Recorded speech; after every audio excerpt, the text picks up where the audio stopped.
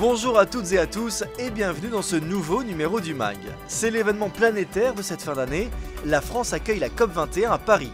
La CFE-CGC est fortement mobilisée sur les sujets environnementaux. Alors quels sont ses enjeux et quel message porte-t-elle dans ce domaine? On vous dit tout de suite.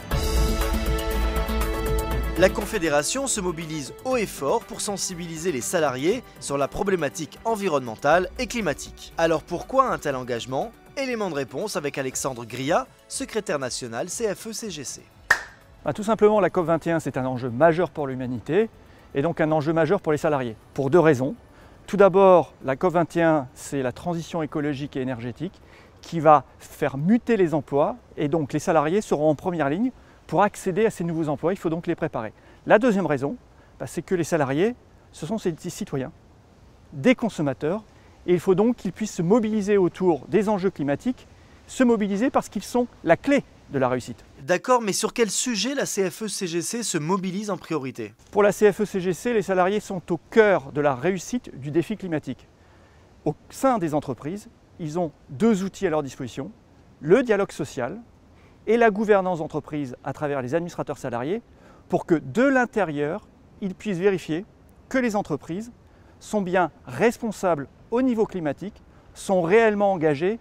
Et pour la CFE-CGC, cet engagement des entreprises, grâce à l'engagement des salariés, c'est la clé. Et comment comptez-vous intervenir sur la COP21?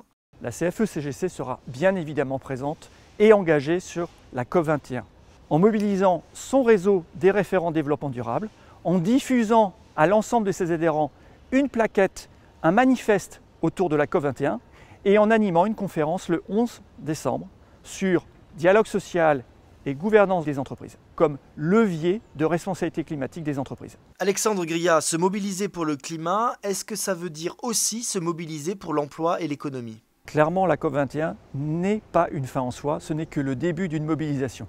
Et une mobilisation des salariés, pourquoi?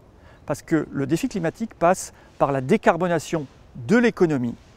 C'est donc une mutation des emplois. Ça peut être un facteur de croissance et d'innovation.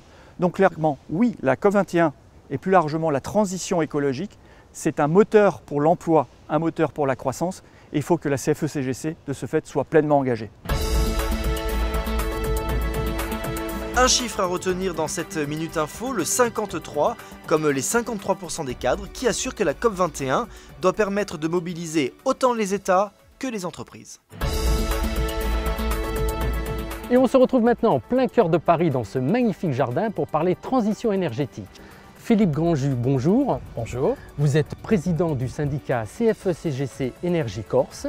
Alors expliquez-nous, quelle est actuellement la situation énergétique sur l'île de Beauté?